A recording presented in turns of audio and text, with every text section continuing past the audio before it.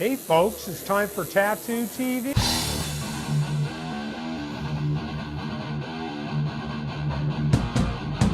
All right, we're at Skull and Sword today, interviewing the Grime. So the studio, it's been here for 1 year now. Yeah. And it's gone through a name change already. Correct. It's gone through remodeling. Yes. The team has been built. Yes. What are your thoughts on all of that? It's been great. Really happy to be in the new location. Much more satisfied and more comfortable in the new location, which makes working that much more of a pleasure. Mm-hmm. I think the guys are a lot happier as well, so that's really good. Yeah, all in all, I'm very much pleased with the move and with the new digs. Nice. All right, we were talking about one time the early 90s being the end of the beginning or the beginning of the end, something like that. Beginning of the end, I think we were saying.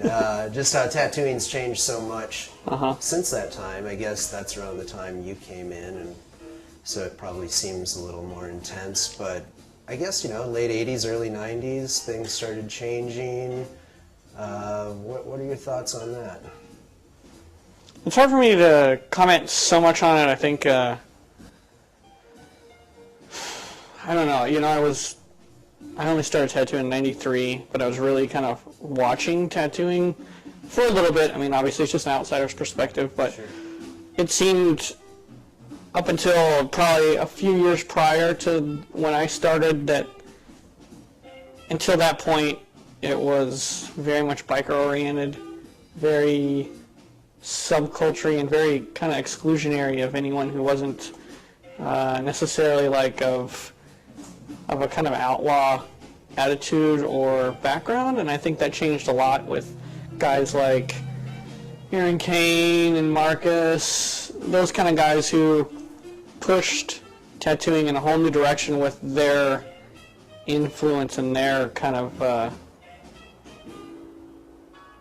don't know. More art-driven. Yeah, obviously it's art-driven, but I guess their say-so and their perspective on what they thought tattooing could be.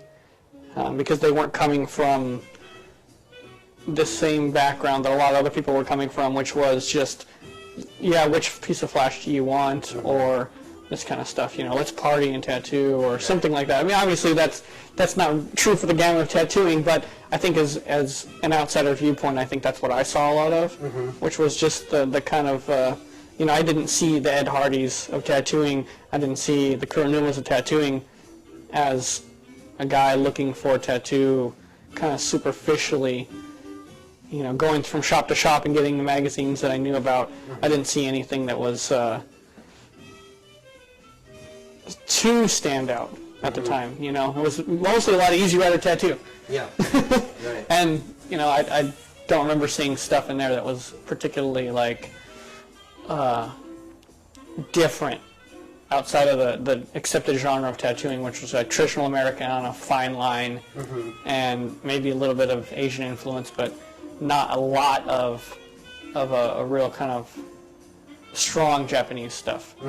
You know, that's the stuff that I remember the most, I think. And do you think finding Ed Hardy's Tattoo Time series opened up your eyes to other things? Yeah, woo! That's a big one for you. Yeah, I mean, it's crazy. I think it really just exploded my whole idea of, I don't know if I had necessarily an idea of what tattoo was, but it certainly changed my, you know, how large tattooing was.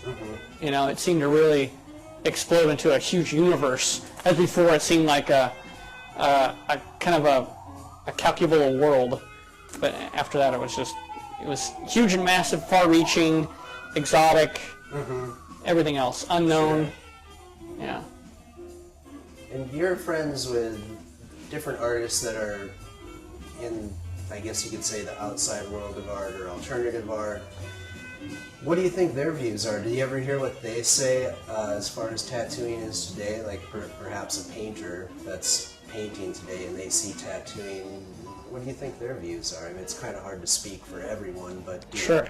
But do you hear anything from them as far as what they see it as today? Yeah, I think they respect it, and I think they do see it as I mean, it's a commercial art and it's illustrative, but it still has a ton of, I think, the things that make art good, which is passion, emotion, craft, you know, and just execution, and the dynamics of that. I think it's also a lot different for, I think sometimes they pick up on some of the things that some tattooers that aren't so astute pick up on, which is maybe the way things fit or the dynamics of it, because I think they're so used to, for the most part, I mean, the ones that I know are painting on a two-dimensional surface versus like a sculptor or something. But they're seeing it like, wow, you know, you have to create this art that's moving and that fits and that wraps and does all these things and still have a dynamic, and I think that they seem to respond to that. Yeah. A lot different for. Okay, so painting on walls, something you've been doing since before tattooing. Yes. How does that tie into tattooing for you? Did it lead to tattooing in any way? How does it work? How does it fit into your mindset? You know, I can't say that I wanted a tattoo before I wanted to paint, because I remember wanting to paint.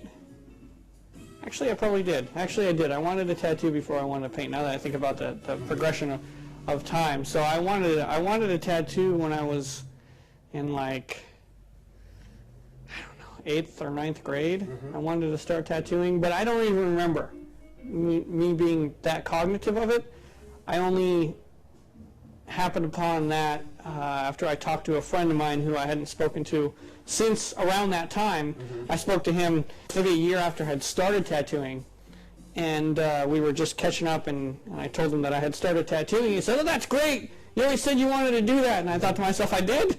I thought it was pretty weird. I was like, wow, it's so weird. I don't really remember. Sure. But obviously it was somewhere on my mind, and I you know, passed that on to him. So, but obviously, getting your hands on tattoo equipment and tattooing somebody versus getting your hand on a can of spray paint and writing on the wall, Yeah. are pretty far reach. So, so the painting came first there, but I think honestly, I think the rebellious and kind of outlaw romanticism of them both are maybe not the most important part, but I think that those are both really important aspects of why I was attracted to them. And the painting, I think, helped me just be a little free. You can do stuff and you can mess up and you can repaint over it and you can experiment, and for me it was also the first time where I was really making an earnest effort in my artwork as a free-willed individual versus like a school assignment type situation where I was just creating for my own benefit. And I think those things helped me get a better grasp on color, maybe some kind of illustrative stuff, and I think also on discipline as a person. I think those are some of the things that positively influenced the tattooing from graffiti.